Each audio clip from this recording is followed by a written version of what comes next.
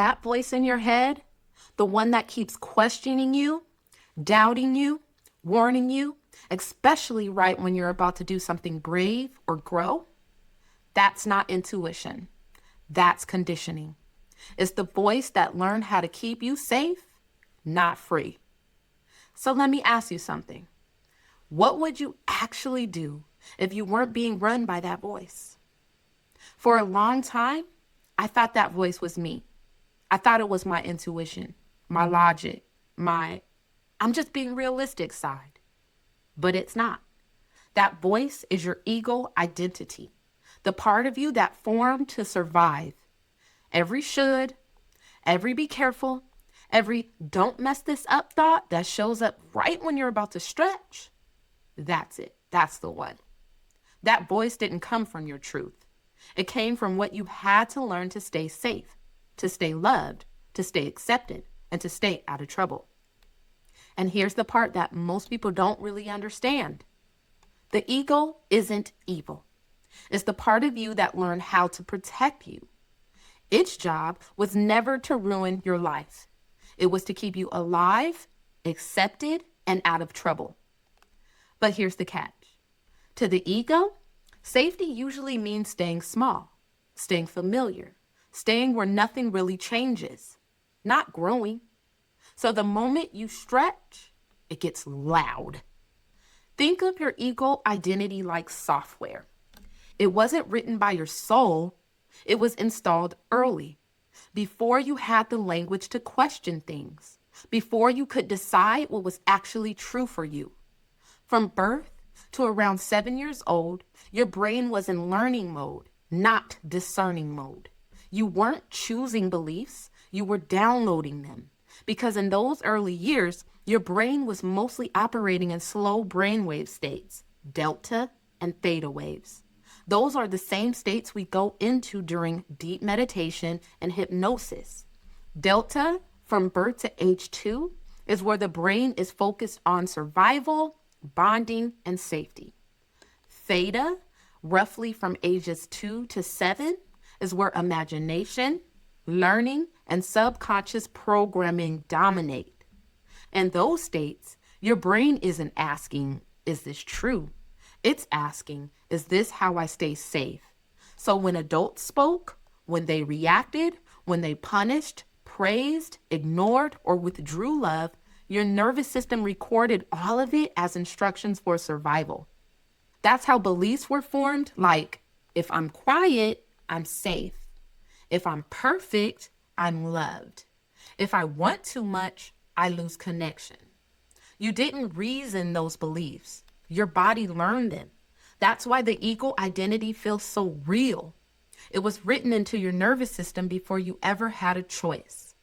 Your ego identity is made up of every adult who stood in front of you and told you who to be, every rule that came with approval or punishment, every moment you learned, if I act like this, I'm safe.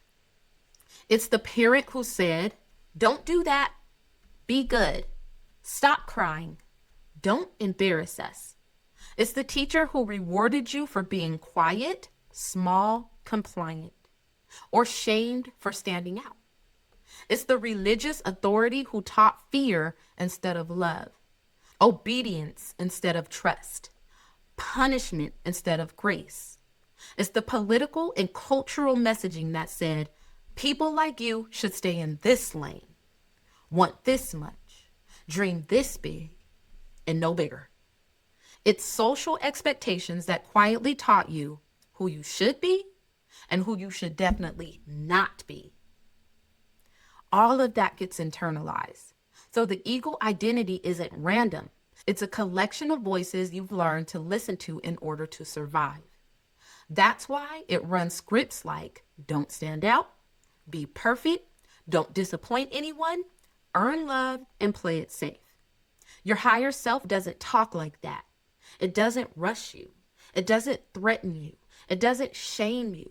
It doesn't put you in a state of fear. It doesn't yell because it doesn't need to control you. It simply whispers, hoping you will listen. It whispers, you already belong. You don't have to prove this. You're allowed to trust yourself. So you're not broken. You're just running two different frequencies at the same time. One is familiar, one is true.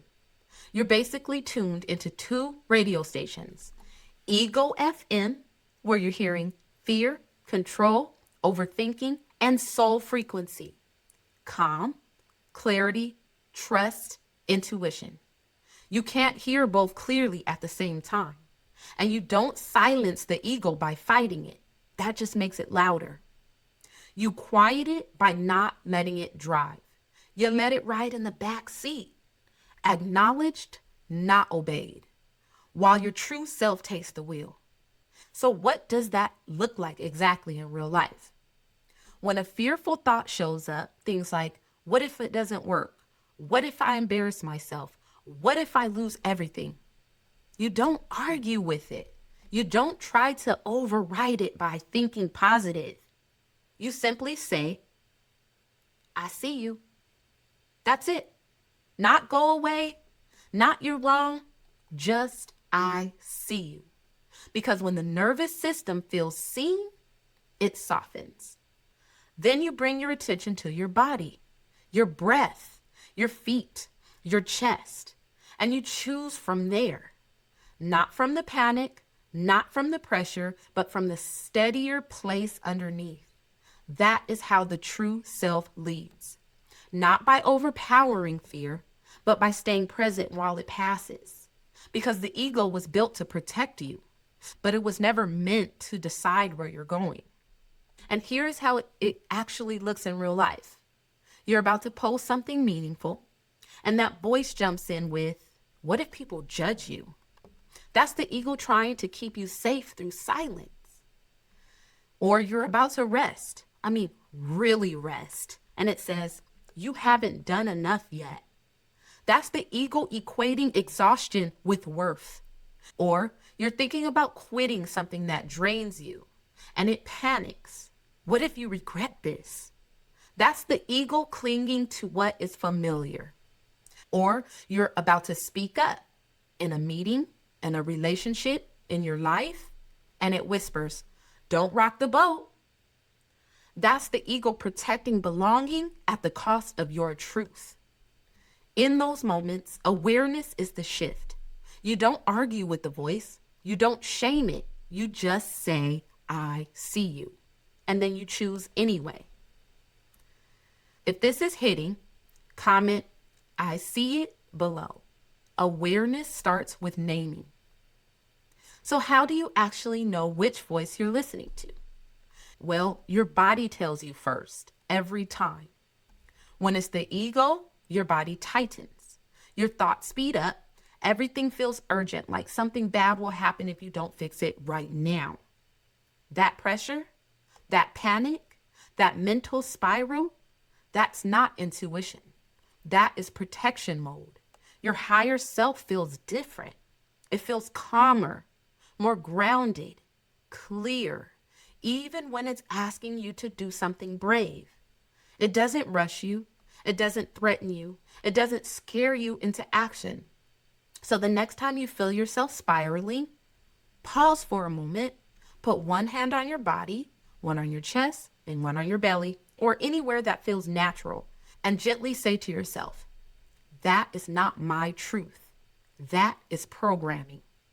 Not with judgment, not with frustration, just with awareness.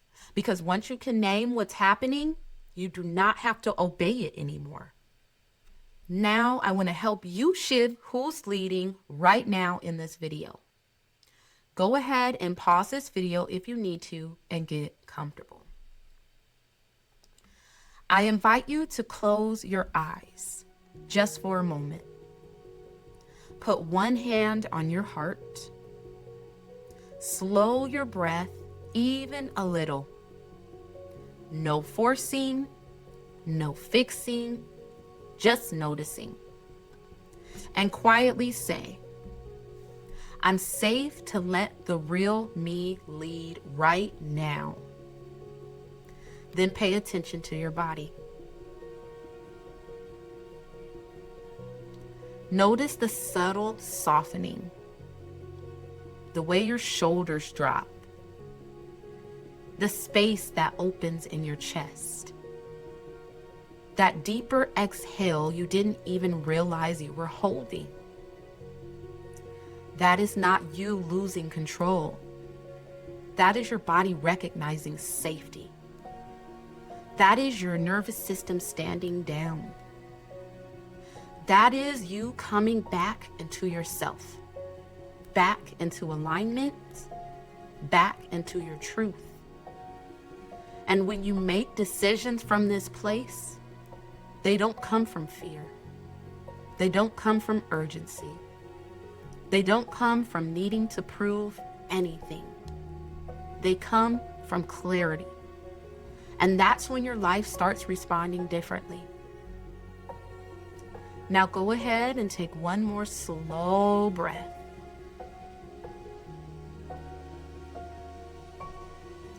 And come back to me. If this shifted something for you, subscribe to this channel. This space is for sisters who are done being run by old programming and ready to live from truth instead. And if you're really ready to master this on a deeper level, I created a free ebook that teaches the 10 codes of frequency designed to help you align your energy with a new identity of receiving with ease.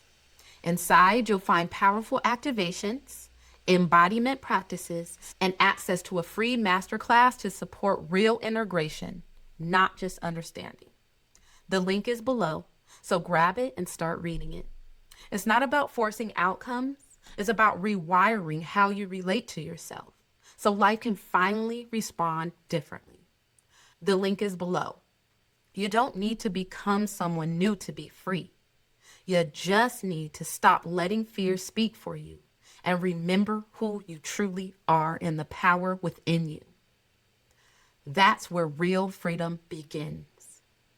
I will see you next week.